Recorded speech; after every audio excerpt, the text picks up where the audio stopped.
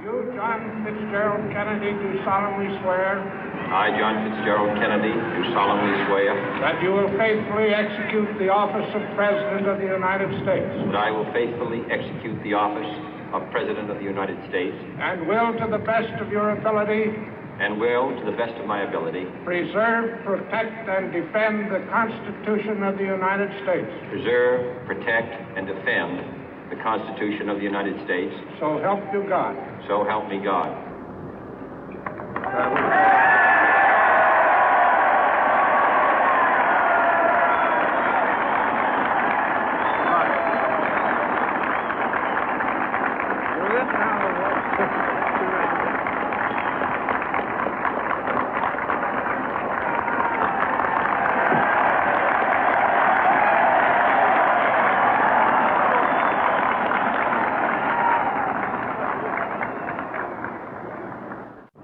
Vice President Johnson, Mr. Speaker, Mr. Chief Justice, President Eisenhower, Vice President Nixon, President Truman, Reverend clergy, fellow citizens.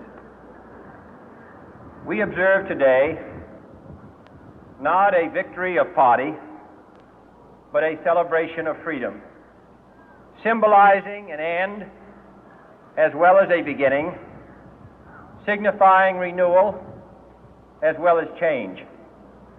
For I have sworn before you and Almighty God the same solemn oath our forebears prescribed nearly a century and 3/4 ago. The world is very different now, for man holds in his mortal hands the power to abolish all forms of human poverty and all forms of human life. And yet the same revolutionary beliefs for which our forebears fought are still at issue around the globe. The belief that the rights of man come not from the generosity of the state, but from the hand of God.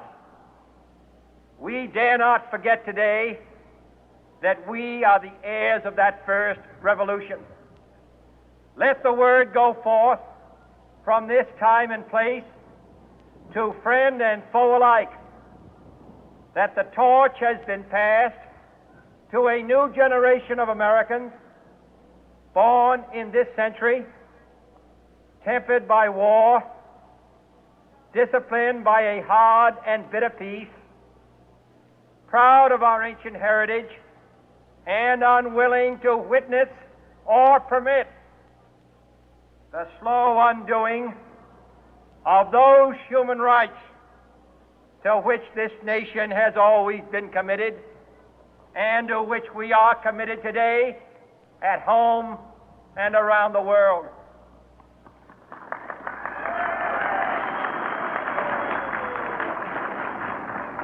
Let every nation know, whether it wishes us well or ill, that we shall pay any price, bear any burden, meet any hardship, support any friend, oppose any foe to assure the survival and the success of liberty.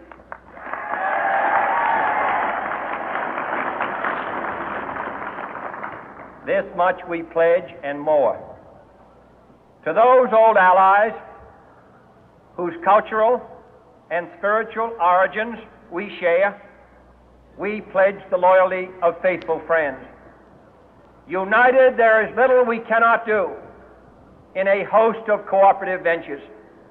Divided, there is little we can do, for we dare not meet a powerful challenge at odds and split asunder. To those new states whom we welcome to the ranks of the free, we pledge our word that one form of colonial control shall not have passed away, merely to be replaced by a far more iron tyranny. We shall not always expect to find them supporting our view, but we shall always hope to find them strongly supporting their own freedom, and to remember that in the past, those who foolishly sought power by riding the back of the tiger ended up inside.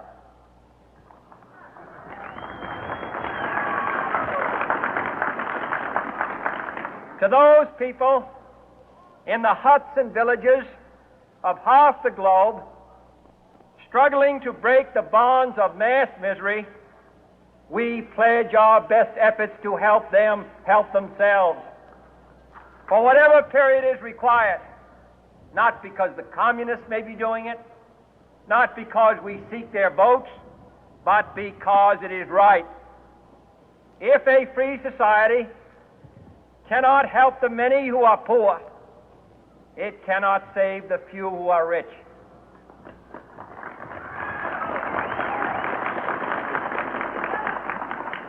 To our sister republics south of our border, we offer a special pledge to convert our good words into good deeds, in a new alliance for progress, to assist free men and free governments in casting off the chains of poverty. But this peaceful revolution of hope cannot become the prey of hostile powers. Let all our neighbors know that we shall join with them to oppose aggression or subversion anywhere in the Americas.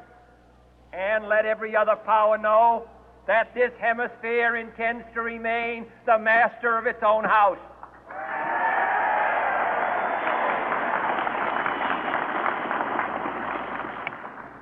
To that World Assembly of Sovereign States, the United Nations, our last best hope, in an age where the instruments of war have far outpaced the instruments of peace, we renew our pledge of support to prevent it from becoming merely a forum for invective, to strengthen its shield of the new and the weak, and to enlarge the area in which its writ may run.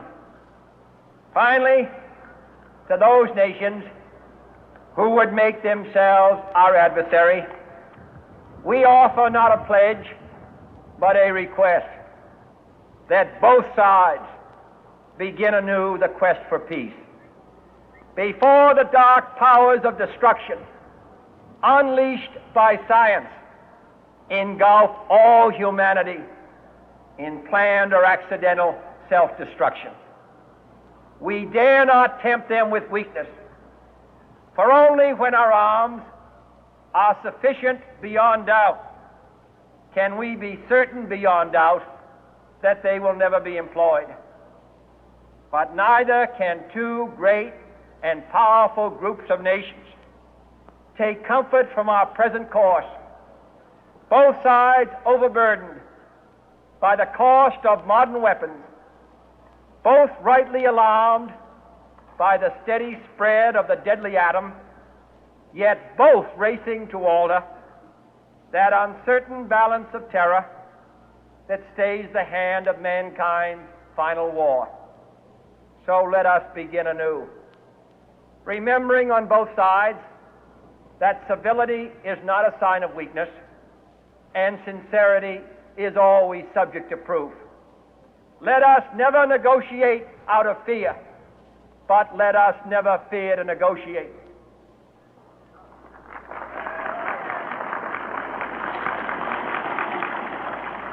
Let both sides explore what problems unite us, instead of belaboring those problems which divide us. Let both sides, for the first time, formulate serious and precise proposals for the inspection and control of arms, and bring the absolute power to destroy other nations under the absolute control of all nations.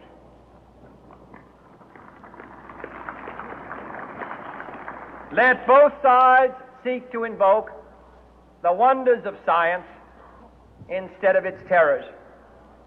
Together, let us explore the stars, conquer the deserts, eradicate disease, tap the ocean depth, and encourage the arts and commerce. Let both sides unite to heed in all corners of the earth the command of Isaiah to undo the heavy burden and let the oppressed go free. And if a beachhead of cooperation may push back the jungle of suspicion, let both sides join in creating a new endeavor, not a new balance of power, but a new world of law, where the strong are just and the weak secure and the peace preserved. All this will not be finished in the first 100 days, nor will it be finished in the first 1,000 days, nor in the life of this administration, nor even perhaps in our lifetime on this planet. But let us begin.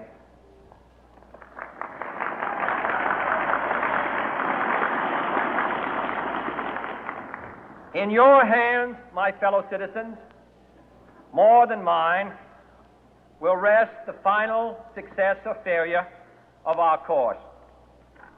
Since this country was founded, each generation of Americans has been summoned to give testimony to its national loyalty. The graves of young Americans who answered the call to service surround the globe. Now the trumpet summons us again, not as a call to bear arms, though arms we need, not as a call to battle, though in battle we are, but a call to bear the burden of a long twilight struggle, year in and year out, rejoicing in hope, patient in tribulation, a struggle against the common enemies of man, tyranny, poverty, disease, and war itself.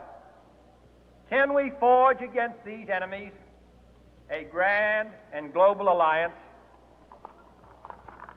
north and south, east and west, that can assure a more fruitful life for all mankind? Will you join in that historic effort?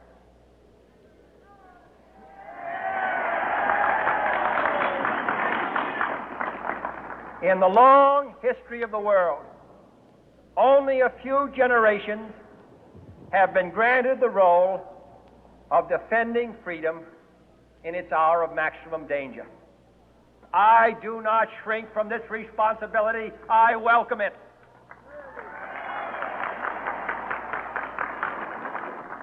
I do not believe that any of us would exchange places with any other people or any other generation. The energy, the faith, the devotion which we bring to this endeavor will light our country and all who serve it. And the glow from that fire can truly light the world. And so, my fellow Americans, ask not what your country can do for you. Ask what you can do for your country.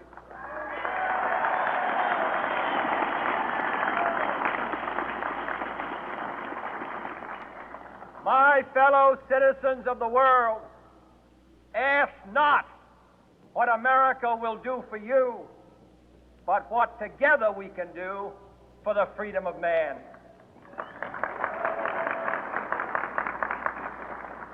Finally, whether you are citizens of America or citizens of the world, ask of us here the same high standards of strength and sacrifice which we ask of you.